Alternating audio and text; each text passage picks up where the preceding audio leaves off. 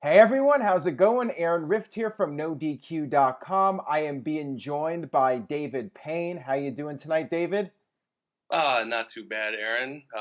This pay-per-view went a little over than most, Yeah, and this is a little late for me. It's about 11:30 here on Eastern time. well, I thank you for being on tonight and staying up late for this. So yeah, the pay-per-view did go extra long into overtime. I think about 4 hours if you include the half-hour pre-show, including the pre-show match. Very long show, and then WWE debuted this new Raw talk, which I'm not going to watch. Have no interest in watching it. Got other things to do, like this video, and also have to watch The Walking Dead. And Of apparently, the course, World Series is really intense as well. But we had this Hell in the Cell pay it per is. view up against Walking Dead and the World Series. I think this is one of those pay per views that is going to have a lot of mixed responses. I think overall it was a thumbs in the middle show, and I will explain as we go through this. Let's go ahead and talk about the matches. Let's start with the pre show match, which was a cruiserweight match. Sin Cara, Cedric Alexander, and Lince Dorado versus Tony Nese, Drew Gulak, and Daivari. Mauro Ranallo was doing the commentary with Corey Graves, so you had the SmackDown guy there, which is fine. I mean, I like them as an announced team. I thought that that was cool. Um, Yeah, not much to this match. I mean, it was fun. It was fun for a kickoff match. Any thoughts you have on it? not really. Just a way to get those cruiserweights some airtime, basically. Yeah, exactly. So let's go ahead and get to the pay per view. The pay per view kicked off with one of the three Hell in a Cell matches: Roman Reigns versus Rusev for the U.S. title inside Hell in a Cell. The crowd did a "Let's go Rusev, Rusev sucks" chant, which might be the first time I've ever heard a chant like that for a heel, or at least a guy who's supposed to be a heel. So that was interesting. They did some spots with the cell. You had Reigns throwing Rusev into the cell. I'm thinking of the steel steps. That's why I'm fumbling on my words here, because there were more spots in this match about the steel steps. I mean, it was basically steel steps in a cell. That's what I called it on Twitter. And Yeah, they did a lot of different spots with the steps. And Rusev grabbed a chain, a Russian chain from under the ring, and used it on Reigns for the accolade, and Reigns was able to break out of it. He did the Samoan drop onto the steel steps, and then Reigns did a spear from the top of the steel steps onto Rusev and won the match. So Roman Reigns retained the title. Very standard Hell in the Cell match, I thought, very average. Somebody on Twitter said it was above average, but then we saw the Kevin Owens Seth Rollins match, which I'll get to in a few minutes here. What were your thoughts on this match? Anything you want to add?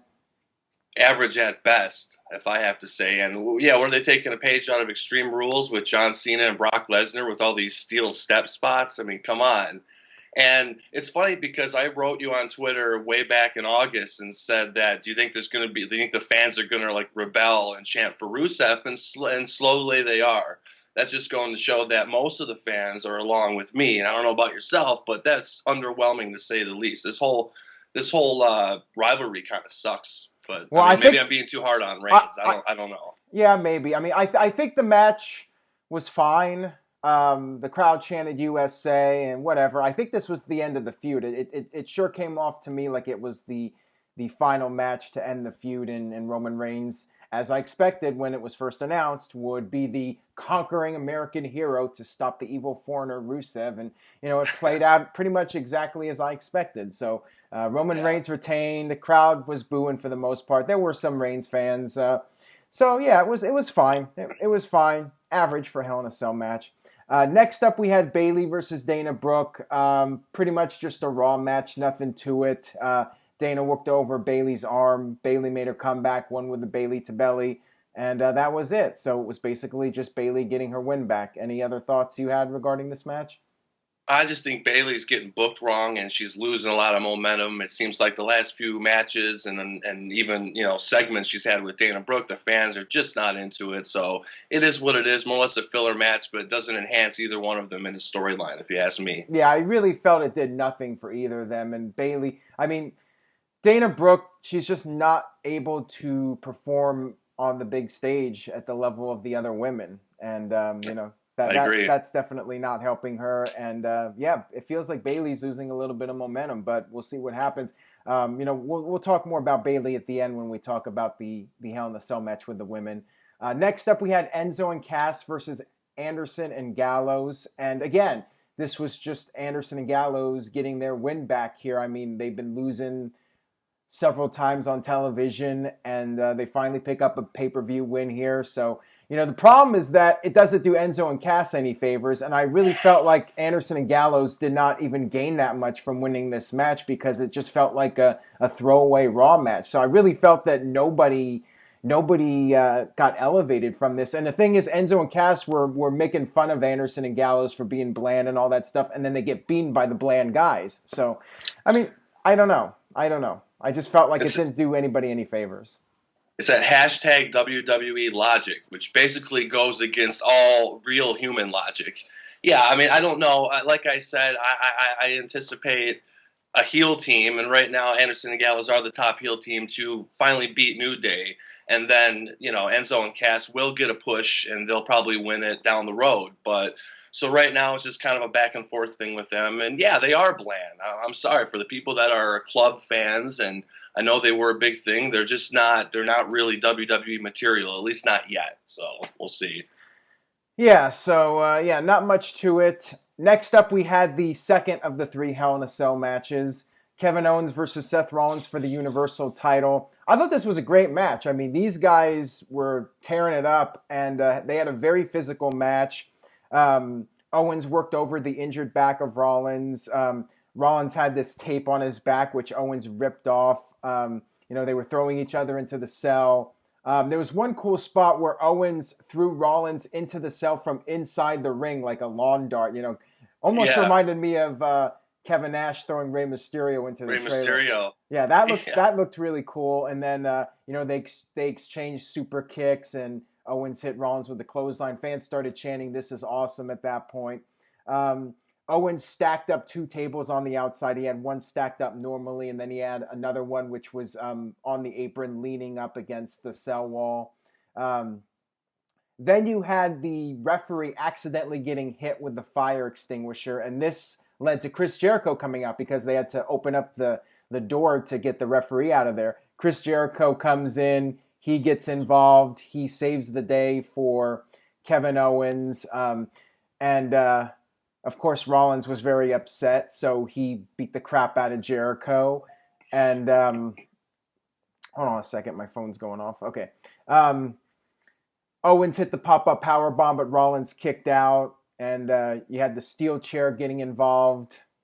And then you had the big spot of the match where Seth Rollins powerbombed Kevin Owens to the outside through the two tables, which looked awesome.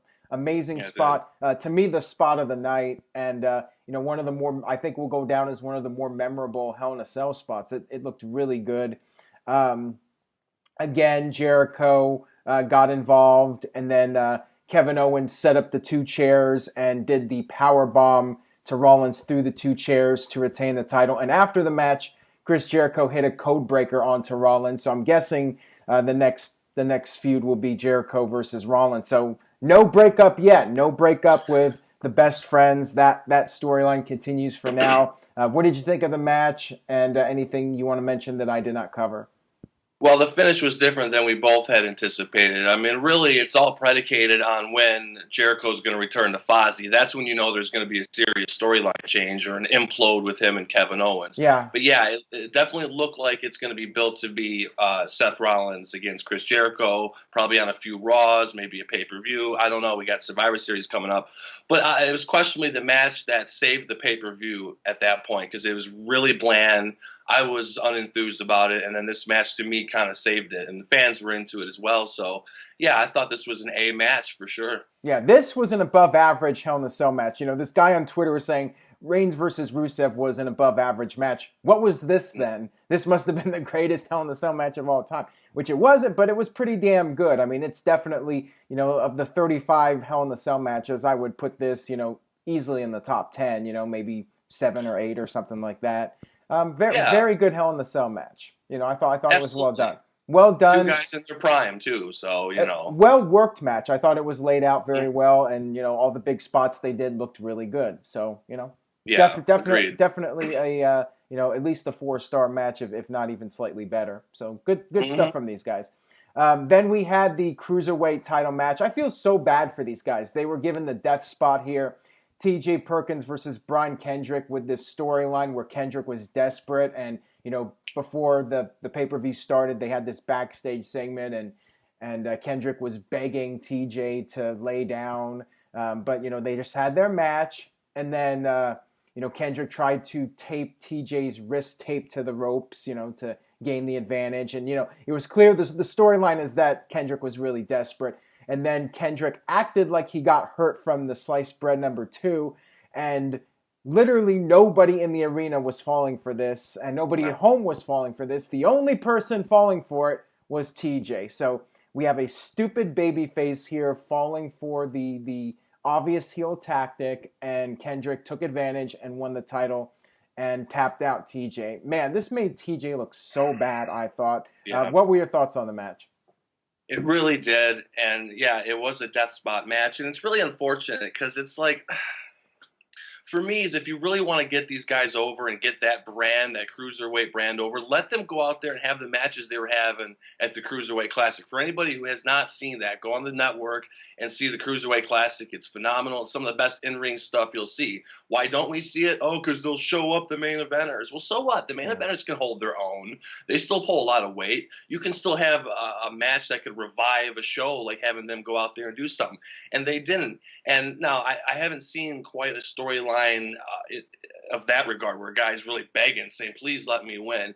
But it didn't work. It just didn't work. And I just hope going forward they really either invest in better, stronger storylines for these guys, or they just let them go out there and have a great match. That's how the fans will get into it. So. Right, yeah. Well, unfortunately, I don't see things really changing with that. I mean, they're going to be in a certain position, and with the women getting all this emphasis, they're pretty much getting the death spots on these pay-per-views, and I think it's just going to continue. Unfortunately, they're not going to be given that opportunity to go out there and just let loose and have no limitations. I don't think it's going to happen.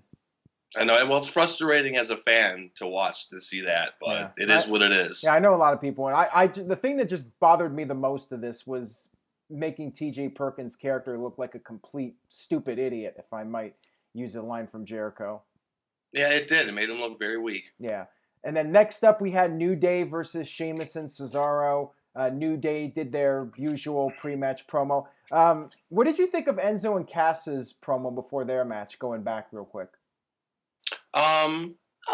It wasn't their greatest promo. I mean, it was decent, but I've heard better. It did nothing for me. I'm too old now and I have no sense of humor anymore. I just thought it was very bland. I mean, they were doing all the pandering. It was. And then New Day was doing the same thing with all the pandering. I thought New Day's promo was a little bit better, but not much. I mean, the pandering, The thing is, like, Mick Foley could do it so well. It's hard to hate the guy, but when New Day does it and Enzo and Cass do it, they just don't have the charm that Mick Foley has. I don't know. It's just a different vibe with these guys, and I don't feel they can pull it off. I mean, Enzo's amazing on the mic. I wasn't feeling the promo tonight. No, because even though they probably have a lot of improv, they still have these bullet points that they tell them to go out there, and then they have to, then it sounds forced when they're saying something like trying to suck up to the crowd. So yeah, I agree with that. A little too much pandering. Hope they do that in Detroit a little bit. Well, no, Shane McMahon did actually. He says he loves Detroit now. So yeah. The crowd chanted "Shame at Sheamus." Sheamus hit Cesaro with a brogue kick by mistake, but was able to save Cesaro from being pinned. And then you had Cesaro putting on the sharpshooter, and it looked like we were going to have new champions. Xavier Woods tapped out, but the problem is, right before this happened, on the outside you had Kofi saving Big E from a trombone attack, and he hit Sheamus. He hit Sheamus with the Trouble in Paradise, and the referee saw this and called for the DQ right before Xavier tapped out. So, a lot of people don't like the DQ finishes on pay-per-view, and normally I don't, but I was fine with it this time because, you can keep this feud going and you can get one more match out of it. It would have been weird just to have We know New Day's going to break the record. So, instead of just having Cesaro and Sheamus lose in the first pay-per-view title match, you can drag this out a little bit longer, which I think is fine. So I was okay with the finish. I know a lot of people didn't like it. I was okay with it. What did you think? Yeah, I mean, it was fine. It just adds a little bit more to work with this storyline and with this feud. And, again, it comes down to Sheamus really being bonehead and him and Cesaro not getting along. So, yeah, it'll be drug out more. And absolutely, they're going to break the record. What do they got? About another 30 days to go? All right. Now we have the main event. Sasha Banks versus Charlotte inside the Hell in a Cell for the Raw Women's title. Let me preface this by saying that they gave it an A+ effort. They went out there and worked really hard, and I give them all the credit in the world. Never in a million years could I do what they did in that match. So I'm going to throw that out right now because I got some hate on Twitter. People saying you could never do what they did, so why are you criticizing? You're right. I could never do what they did, but my job here is to analyze the pay-per-view, and I hope I don't come off as too sexist, but I feel the women were not able to pull off the big spots that the men are usually able to do. Some things men can do better than women. Some things women can do better than men. But in this environment, the hardcore match environment, you really need the intensity to be there. And, with guys like Seth Rollins and Kevin Owens, they have twice the body weight of the women. They're very muscular and they can do these intense spots. And it looks very real when they do it. They can just pull off the big, intense impact spots. With this match, let's start off with how the match started. First of all, I really liked the entrances. I thought the entrances were well done for this main event. Charlotte came out. She was being carried out like Randy Savage, with the Macho King entrance. And then Sasha came out in a Cadillac, similar to the NXT Brooklyn show from last year. And, similar to Eddie Guerrero's entrances with the lowrider. Charlotte blindsided Sasha as the cell was lowering, and the cell was still lowering. They went to the outside of the ring and brawled in the crowd and then came back. They set up the table for a spot. They were both climbing the table, and this is where it got weird. I think a lot of people were expecting some really crazy spot here. But what happened was Charlotte got knocked down, and then Charlotte tried to grab Sasha to powerbomb her through the table. The problem is that Sasha was too high up, so she had to lower herself down to get into position. So, yeah, this did not work out perfectly in terms of execution, but the powerbomb itself looked really good. It was a good powerbomb spot, and all the medics were coming out, the referees, and they basically repeated the 98 thing with Mick Foley being carried out. And I'm surprised a lot of people fell for this. I did not fall for it at all. I knew exactly what they were doing. Yeah, what they did, before the match, they showed the footage from Undertaker versus Mankind, which I thought was interesting. But yeah, that's basically what they were doing here. And some people on Twitter were falling for it. So I guess it did work to some degree. No, I could see from the way she took the bump that it was clean. It was on her back. Her neck didn't snap. It didn't look that convincing to me. And didn't you notice there was actually holes in the cage? Maybe Charlotte's feet were too big to actually get in the cage, so they pre-made holes for her to climb up. I don't know if you noticed that. Well, I think those holes have been there for a couple of years now. They just use the same structure for each pay-per-view event. I got it. Okay. Yeah, because I know they had them at WrestleMania, and I think they had them in 2015 as well, if I'm not mistaken. Because I know in 2014, they did the climbing up the cage with Rollins and Ambrose. Right. Yeah. So anyway, Charlotte was mocking Sasha, and Sasha had the neck brace on, and then the ring announcer started to announce Charlotte as the new champion due to forfeit, and Sasha was like, hell no, when she started hearing the announcement, and she got up and got back in the ring, and the bell finally rang right around, I think, like 7:55, 5 minutes before the normal pay-per-view airtime, which I'm not complaining. I mean, It's a very long show, but whatever. I'd rather the show go longer than too short. Sometimes you If I feel. may say, though, did you notice there was a segment before where they had the commentary team and they said, well, if you're still watching this on pay-per-view, what are you doing? You need to get the network. And maybe them going over the FCC allotted pay-per-view time was just a way for them to kind of rub it in. Yeah, although I will say, like, did we really need all the backstage promos hyping up Survivor No, Series? I mean, no. that seemed like filler, didn't it? Well, they needed to change the cruiserweight ropes once and the canvas. I know they had to Yeah. waste some time for that. But, yeah, it was too much. It was promo heavy for sure. Yeah. So, anyways, let's get back to the match here. Yeah. Like I said, they were really trying. I just feel like some of the spots they were doing, it just came off very sloppy. And then, they tried to recreate the whole Shawn Michaels Triple H storyline from 2002. Where I don't know if you remember when Triple H did the backbreaker to Shawn, and Shawn's back was all messed up, and they tried to recreate that here. Sasha's back was so messed up. Again, it might have worked with some people, but since I've seen it before, and it was Shawn Michaels doing it, it didn't look quite as good. But again, No. I give them the credit for trying here. Again, A+ effort. Sasha did Eddie Guerrero's Three Amigos, which was cool. Charlotte pulled out a table and set it up on the outside, and then this is where it gets really weird. So Charlotte tried to superplex Sasha from the top rope outside to the table. Sasha was able to counter it, and then Sasha just kicked Charlotte, and Charlotte barely fell off the apron, like just basically fell back a little bit onto the table. And of course, the table is not going to break. People are trying to defend the match, saying, well, it's not their fault the table didn't break. I mean, she barely had any impact going into the table. So no wonder it didn't break. It's not like she was slammed into the damn thing and it broke. She just basically fell on it and it didn't break. And, the crowd was pretty upset. They booed it, because the table didn't break and it didn't look very good.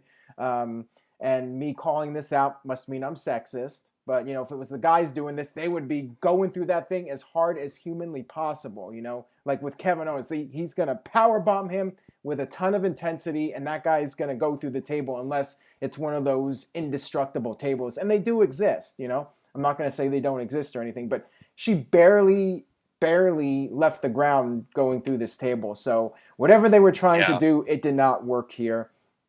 And then there was another table brought into the ring. Sasha tried to do a running power bomb, but her back gave out. Why she would do this, I don't know. She took the table and moved it across the ring. She had Charlotte in a perfect position just to power bomb her right there.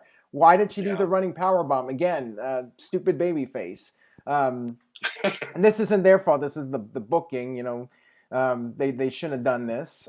So Sasha's back gave out, and then Charlotte threw Sasha on the table. Again, like it wasn't that much of a throw. There wasn't much force or impact behind it. And, I don't want to sound sexist, but if it was the guys doing this, it would have been way more forceful and impactful.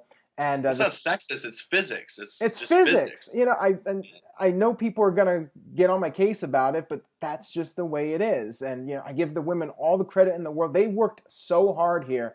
And that's why it pains me to criticize this match. But, when it comes to just doing the straight up wrestling, the women can go as well as the men. But doing the hardcore spots, I had mixed feelings. I wasn't sure if they were going to be able to pull it off. And unfortunately, they just could not pull it off. And she tried to do it a second time. She tried to throw her on again. And it didn't look that good. And the table once again did not break. And then Charlotte just hit the natural selection and won the title. Now, this is not the women's fault. What the hell was this? This is Sasha Banks' hometown, and she's losing the title right back to Charlotte 3 weeks after winning it? What? What the hell was this booking decision? Are you kidding me? My jaw dropped when this match ended here. I'm like, what are they thinking? Are they trying to kill this town? I mean, seriously.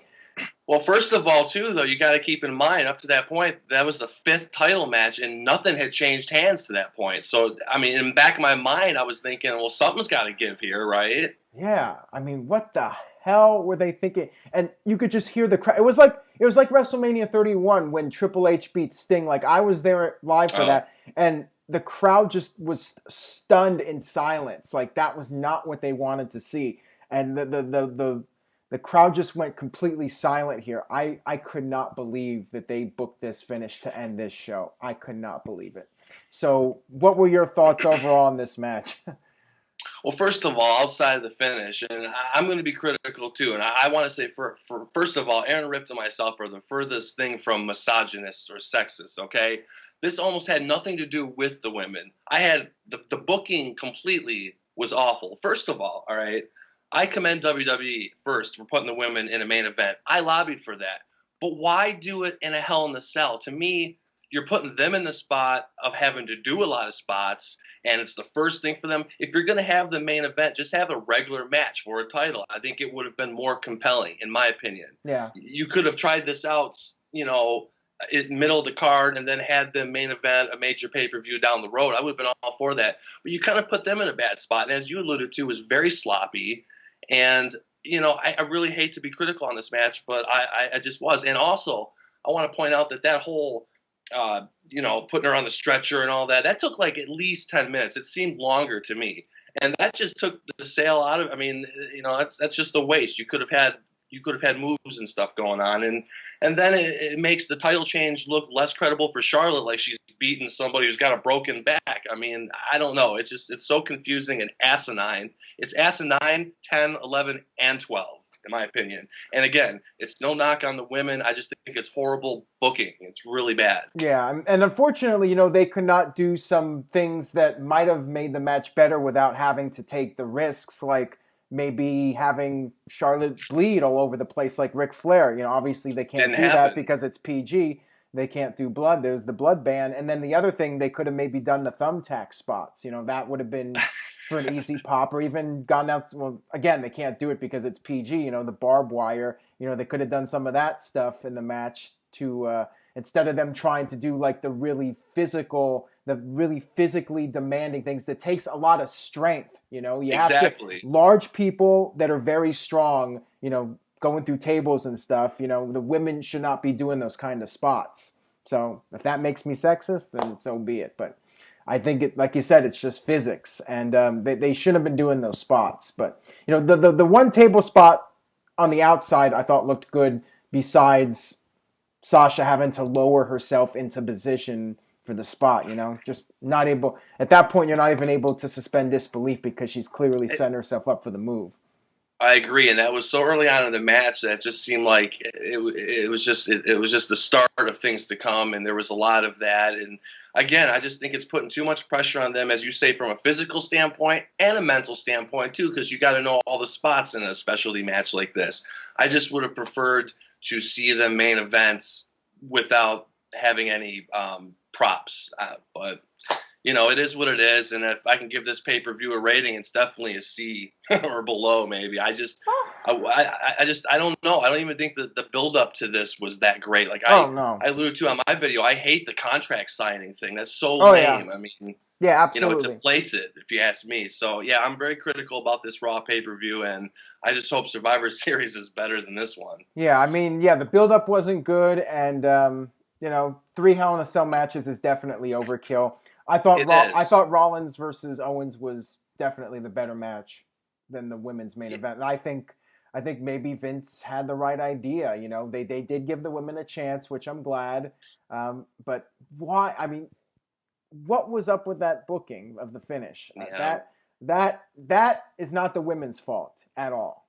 And that was just completely idiotic. That was so stupid. Why would you end the pay-per-view like that? I don't know. Yeah, I'm with you. I hate to be on the Aaron Rift bandwagon, but before I even talked to you, I was about to go off on this whole pay-per-view. Really, the Rollins Owens match was the highlight, and that was it. That's what appeased me. Everything else was, Yeah. So it was, okay show. Not a terrible show, not a great show. Just a show, really. Yeah, to me, believe me, C is very generous. Like, that's mid-grade. Like, I'll be one of those cruel professors, and I'll give you F if I think it's an F, Yeah. So again, A+ for effort. Yeah, effort was good. For Effort was sure. good. All right, so that'll wrap it up, and let's see how many dislikes we can get for this video. Because I was checking on NoDQ.com because I put up the poll, and so far it's got more thumbs up than anything else. So we might get some dislikes for this video. I'm just warning you now. Real quick before we sign off, we have the NoDQ.com Hall of Fame coming up this week. You want to give your predictions for that? Like we have the male superstar living, female superstar living, deceased superstar, which can be male or female, faction, tag team, and non-wrestler. You want to give your picks? If you were doing the Hall of Fame, who would be your first choices for those categories? Ooh. Well, first of all, I'll go with female, and I'm going to give love to Chyna. Now, I know there's a lot of controversy surrounding her, but the hell with it. I mean, what she did was unlike anybody else. The first woman to be in a Royal Rumble, the first woman to win a men's belt, the Intercontinental belt. I mean, she beat more men than she lost to. So, now, for sure. Now, let me interrupt you real quick. She's not eligible for the living female. She would have to be for the deceased superstar. So, would you pick her as? Well, yeah, just because it's so new and she hasn't gotten any love, yeah, I would say that she would be for the deceased. Now, for the living, I like Lita. Oh, I mean, wow. I know a lot of people are going to say Trish, but what Lita did, I mean, she was comparable to what the Hardys were doing. I mean, it was great. I still go back and like watching those 2000 to 2003, when they were all together. That was good stuff. Now, who's going to be my golden boy, my inductee? I'm going to have to go with Stone Cold Steve Austin just based on what he did for the business. That's I mean, some could argue it was Vince McMahon. Some could argue that it was people that put him over like Bret Hart to begin with. But I just think it was the right place, the right time, and it was the right gimmick. It was just him being the redneck self, and it got over like crazy. Absolutely. So, absolutely. Now, the factions, I'm going to go with anybody that was associated with Bobby the Brain Heenan. Heenan family? The Heenan family, yeah. Ooh, and although nobody from the Heenan family actually won a WWE title, I mean, it's just, that was the true era of, okay, this guy can't talk on a mic, so we'll give him a manager. And Bobby Heenan did so much to build those guys up, especially Andre the Giant, even Ravishing Rick Rude, who had mic skills. But, I like the Heenan family as a faction. And what was the other one, Aaron? You said tag team? Tag team and non-wrestler, so somebody like a manager or a office personality or ring announcer, anything like that. Yeah, well, I'm actually going to have to go with probably Bobby Heenan there too. I mean, even though he was a wrestler when he got into WWE, he was strictly an announcer and a manager. And to me, still the most. It's the best color commentating. Like if you go back and listen to that, you'll just laugh your ass off. I mean, some of the stuff he comes up with was brilliant. And tag team, I'm going to go with. Oh, man, it's a toss-up. The Rockers and the Hart Foundation were both really influential to me. I mean, the stuff they were doing. So it's like 1A and 1B.